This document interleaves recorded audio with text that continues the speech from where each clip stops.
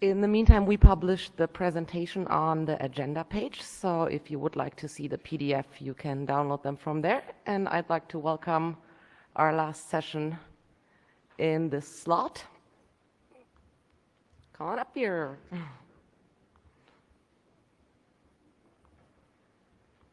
So now we're going to talk about odd behavior of MAC addresses, starting with a 4 and a 6 by Job Snyders and Jeff Wheeler. Green is next. Green is next. Hello, gentlemen and ladies. Jeff Wheeler, Innovative Network Concepts. We're here to talk a little bit about performance issues you might see in MPLS networks, and we'll talk about the background, solutions, and what you should be aware of. Oh, go on. Right, well, this is Jeff. I couldn't find a real picture of him, so I had to improvise. And I'm Job Snyders. I work for Atrato IP Networks as a network engineer. Some of you might know me from the NANOG ring, but we're not going to talk about that today. The problem statement we will be discussing in the next 30 minutes. MPLS P routers, or LSRs, are not aware of the type of traffic that is flowing through them. The idea of MPLS, as far as I understand it, is to create a sort of abstraction layer between core and edge. But if you're scaling networks upwards, you might need to aggregate links or bundle them in some form, and then P routers have to guess what the payload is to actually do proper load balancing. What is hashing and what do I care? Hashing, most of you probably already know what it is, but the idea is that if you take a large chunk of data, you apply a hashing function and reduce it to a small word of fixed width. And the idea of hashes is that every time you input the same data, the same hash comes out. And you can use that key in various methods of load balancing. Some vendors will even allow you to specify on which fields you will hash when you load balance. In this particular example, we hash based on the destination MAC address, source IPv4 address, destination IPv4 address, source port, destination port, and the interface. This is very common. It is also often called the 5-tuple. Now, what happens if you apply IPv6 hashing to an IPv4 packet? Because this is the curl pit of what is going wrong. With IPv6, the addresses, as you know, are slightly bigger, 128 bits instead of 32 bits. The header field of an IPv6 packet has a different structure from an IPv4 packet. So if you have an Ethernet frame containing IPv4 payload with TCP in it, and you overlay your IPv6 hashing function on top of this particular payload, the software is assuming that this particular field might contain the IPv6 source address or destination address, but in reality, you're hashing on things like the TCP sequence number. And the part of the TCP sequence number that is being hashed on, if you would apply IPv6 hashing to Ethernet frames with IPv4, that number obviously goes up with every packet, and you'd be generating a new hash for every packet that flows through the box. Why would this happen? Some vendors, under particular circumstances, blindly assume that a packet is an IPv4 packet if the first octet of the payload starts with a 4. They also assume that if the first octet of a payload packet starts with a 6, it has to be IPv6. In this particular scenario, the upper left green corner or actually above the grid, you see destination MAC address, because Ethernet frames, the payload of them starts, the destination MAC is first. So if that destination MAC address starts with a 4 or a 6, different types of hashing will be applied.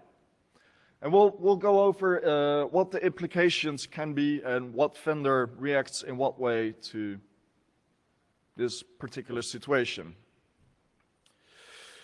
What is so special about 4 and 6 MAC addresses? Why are we even talking about them? In 2010, the IEEE thought they needed more money, and they deviated from the previous method where they said, we'll sequentially allocate MAC address blocks to vendors, and at that time, 4 and 6 MAC address blocks were like 50 years away. So in 2010, they decided we'll start allocating randomly through the MAC address space, so we force people to pay up and avoid the collisions. This policy change resulted in that in 2012, the factories started rolling out line cards with 4 or 6 MAC addresses. I just looked at the current allocations, and about 320 blocks starting with a 6 have been handed out. And these blocks have been handed out to companies like Cisco, HP, IBM, Apple, you name it. Every major manufacturer now has blocks that start with a 6. And if you have hashing, and if we're getting into this situation, the main problem, my performance is bad, is reordering. As an example, we took the quick brown fox jumped over the Android dock to illustrate that it's slower to work with packets that arrive out of order. Officially, the TCP implementation should be able to work with packets that are reordered, but in practice, most major operating systems experience slow starting. They start sending retransmissions, and performance is degraded 10 or 20 times, even though there is no packet loss. So packet reordering is a very serious issue. And why would the packets arrive out of order? As I said, packets that start with a 4 or a 6 might trick some vendors into applying the wrong hashing algorithm. If the wrong hashing algorithm is applied to a packet or a flow of packets, the P router doesn't recognize that they are all part of the same flow, and it will start distributing the packets over all its outbound links towards the far end PE on the right. And in this particular scenario, between the middle box and the box on the right, there's a layer 2 aggregate of 3 links, but it also could have been some layer 3 ECMP. And one of the fibers is slightly longer than the other 2 fibers. This happens. You don't always know the exact length of the optical path. So you can imagine that if you spray the packets over all available links, and one of the links is longer, physically longer, that those packets will arrive not in the correct order compared to packets that were dumped on the other 2 links. And this is what causes the reordering. I'll now hand over the microphone to Jeff. If you're not very familiar with MPLS pseudowire services, it's important to review that briefly. So in this diagram, we've got customers on either end of the diagram and provider edge nodes, which have knowledge of the traffic type near the middle. In the center, we have a router that's a P router, which, as Job said, has no knowledge of the type of packets it's handling. It sees the MPLS outer labels and knows what provider edge router the packet should go to, but it has no idea if it's dealing with an Ethernet packet, an IP packet, or something else. So we'll talk about a few examples. It's becoming increasingly popular for smaller networks to engage in remote peering. For example, if you're not actually located in Amsterdam or Toronto, but you would like to peer in those cities anyway, you simply buy a carrier transport circuit from your location through their network and directly into that IXP. However, you have no control over the destination MAC addresses for your traffic. You can't simply ask all those IXP members to change the MAC addresses of the routers from ones beginning with a 6 to other ones. So when you try to do this remote peering over a network that makes reordering mistakes with pseudowire packets, the results will be poor. And of course, there are actually IXP participants with MAC addresses beginning with a 6 in the real world. Presumably, there will be more of them as they upgrade their networks. This is also important for enterprise applications. For example, enterprises purchase VPLS or pseudowire services routinely. They buy this to interconnect their POPs. Perhaps they're providing connectivity to a disaster recovery data center. VPLS services are becoming much more popular, but most of us don't understand how they work or how to troubleshoot them. Fortunately, the vendors have been working on this for some time. The first solution to this problem is something many of you are probably familiar with. Pseudowire control words are a few extra bytes added to the payload at the beginning of each packet. It so happens the control word always begins with a 0, and the virtue of the number 0 here is that it's not a 4 or a 6. So the P routers in the middle of the network will not be tricked into thinking that the pseudowire contains IP traffic. In fact, they will assume it's Ethernet traffic and hash it appropriately. The control word also has other features. In fact, it can actually carry a sequence number, which is good if you're carrying circuit emulated services like ATM over your network. So it's possible for the provider edge routers to actually correct reordering problems that are created by your core network if your edge nodes support that sequencing feature. However, control word can be helpful to you even if only your edge nodes support it. The next possible solution is called flow-aware transport of pseudowires, or FAT-PWs. This puts some hashing information into the MPLS label stack, which makes it easier for routers in the core of your network to load balance appropriately. Because the edge routers have full knowledge of the type of traffic that they're dealing with and the core routers do not, it makes sense for the edge routers to apply that information into the packet and allow it to be carried through your network. But your core routers should only look at the MPLS label stack, ideally. So flow-aware transport computes a hash in the edge router and then takes the value that results from that hash algorithm and puts it at the bottom of the label stack. So if your core nodes are configured to hash on only the label stack, they should have a good distribution of traffic in most cases because the edge router made an intelligent choice about what value to put in the orange spot on the diagram there, which contains a roughly random value based on the output of the hash. Unfortunately, this was standardized only in 2011, so it's a relatively new technology compared to control words, which are available on many more platforms.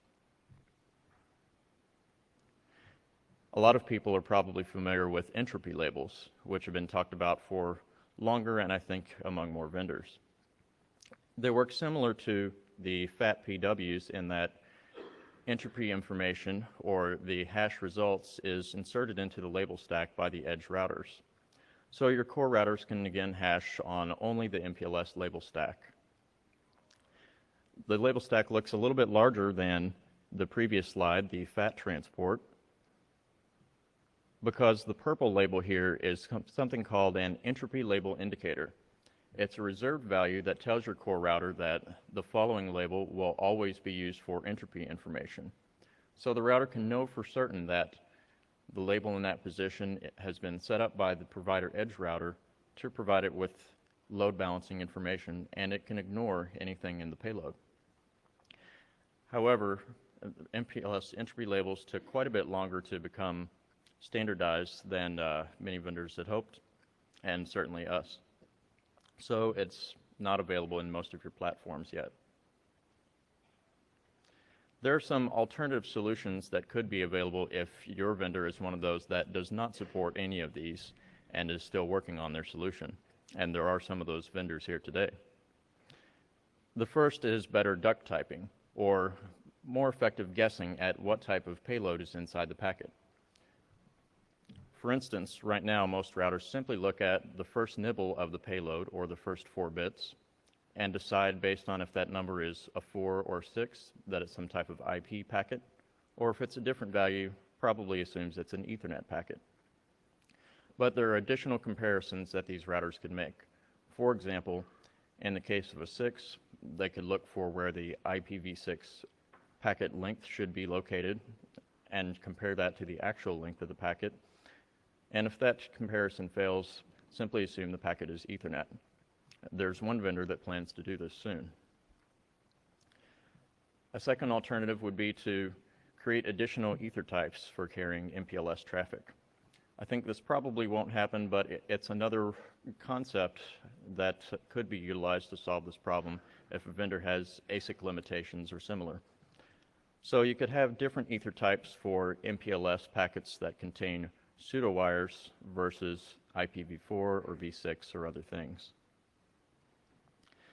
And the last alternative is to fix TCP. Of course, that's probably not going to happen. Let's talk a little bit about where we currently stand with various solutions. Because the Brocade XMR or MLX platform has no support for control words, in the market they are currently one of the bigger victims, you could call it. And they plan on issuing a new software release which supports better tag typing by, for instance, comparing checksum and packet field length with actual length, and do another round of speculating what the payload of such packets could be. Brocade plans on releasing this software in Q2 of 2013 in software 5.5. Juniper and Cisco both support the MPLS control word and have done so for quite a few years. So out of the box, if your network is both Cisco in the core as well as Cisco in the edge, you will not run into this problem because the middle boxes will never be exposed to the 4 or the 6. So this is why I don't expect them to release better duck typing, because they don't really need it at this point. The MPLS ether type, there is no support for that in any of the vendors. There are no specifications that describe how these new MPLS ether types could work. I don't expect anything soon in this space to happen, as entropy labels might be a more clean solution. And fixing TCP/IP to be more tolerant to reordering is something that is probably too costly to deploy and to write by a vendor. So we don't really expect anything soon in that space. Let's go over a few famous networks and describe why they were impacted or not impacted. The Amsterdam Internet Exchange is a Brocade MLX MPLS network, and it does not carry IP traffic. It only carries Ethernet frames that might contain IP traffic. And this is a very important distinction. And because they only carry encapsulated Ethernet frames, they can safely disable the speculate MPLS IP feature on Brocades, which forces all Brocades to only apply layer 2 hashing on layer 2 packets. So this is why, even though they have Brocade core, they are not running into trouble today.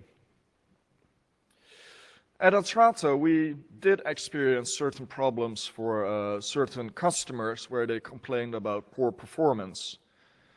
And once we discovered that it had to do with the destination MAC addresses, we were forced to disable speculation for IP packets. So in our core, IP traffic is not label switched, and Ethernet traffic is label switched. And the implication of this was to push back the plans for a BGP-free core, but today we are no longer suffering from this issue. Lynx is a completely different platform. They run on a Juniper PTX core, and they have Juniper MX edge devices. I was told that the Juniper PTX can only balance based on labels. the hardware does not allow you to inspect the payload. And this means that the PTX core cannot speculate wrongly because it's not speculating at all. Their trick to do load balancing is to create an environment where they have a rather large number of any-to-any LSPs from every PE to every other PE and generate enough labels in the network so load balancing doesn't become a problem. Also, these MXs set a control word, so that makes life slightly easier. There is one other funny fact we'd like to mention with destination MAC addresses starting with a 6. On the Cisco ASR 9000, on input, ASR would validate whether the perceived IPv6 packet length matches the actual packet length of the whole packet. And if it did not match, it would just drop the packet to the floor, because it thought it would be a garbage packet. But if actually the packet was an Ethernet frame targeted towards a MAC address starting with a 6, obviously what it thought would be the packet length field wasn't the packet length field at all. It could be any random number. They found this in 4.2.1 base, and it was fixed in 4.3.023i with a small SMU. So 6 MAC addresses brought a lot of interesting challenges to service providers. And I hope we've enlightened a little bit about why that is. What I want you to learn from this presentation is you should put on your checklists when you get a trouble ticket about performance issues that you ask the customer what MAC addresses are in use. Because if MAC addresses are in use that start with a 6 or maybe a 4, chances are that maybe somewhere along the path you are suffering from reordering because of the wrong hashing functions being applied to the wrong types of payload. So put it on your checklist, include this in your procedures, because it could save you a lot of time. Does anybody have questions about the content that we described to you? We had one question on the chat. If Junipers do the control words by default, or if they need to be, if it needs to be turned on to fix that. Sorry? If the Junipers do control words by default, or if it needs to be turned on. As far as I know, Junipers and Cisco's by default set the control word on pseudo wires. And this is a very convenient feature because it means that out of the box you are less likely to suffer from reordering. This becomes more interesting if you are running a dual vendor network. For instance, if your core is Brocade and your edges are Juniper, or worse, the other way around, if your edges are Brocade and your core is Juniper, the Brocades will not set a control word, and this will actually trigger the flaw on Cisco's and Junipers, and packets will start arriving out of order. Anybody else?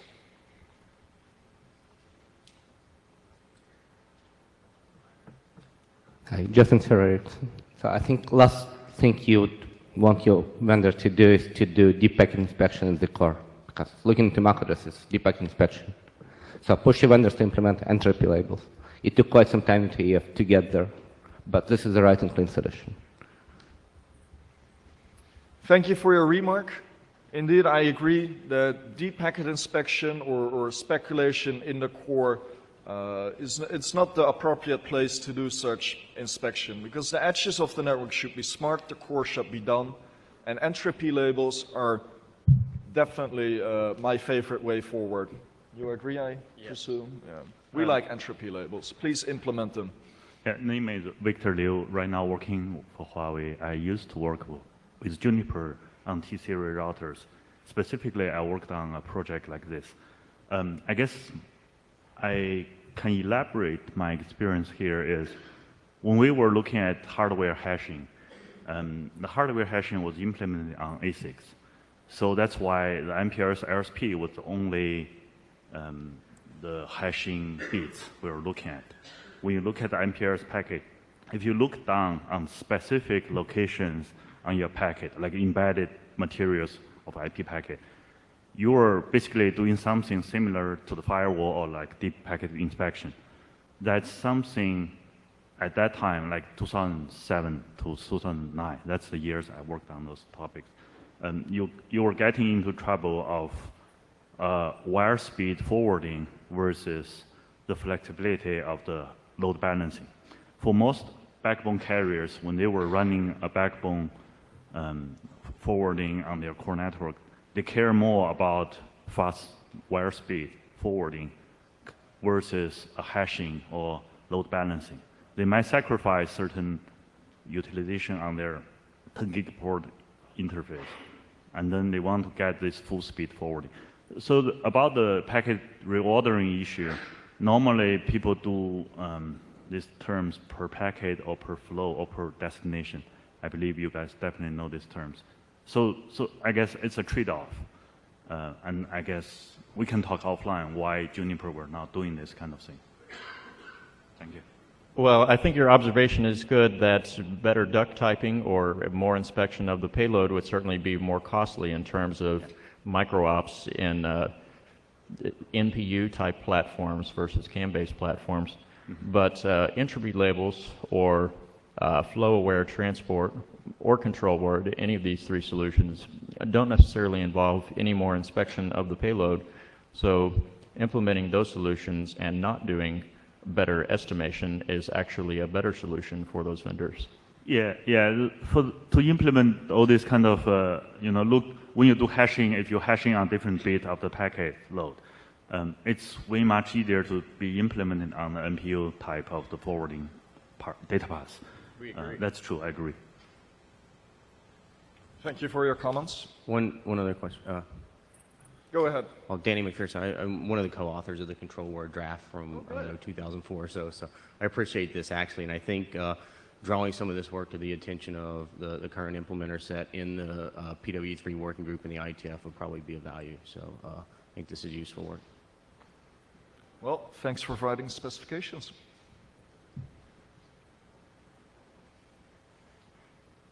All right, thank you guys.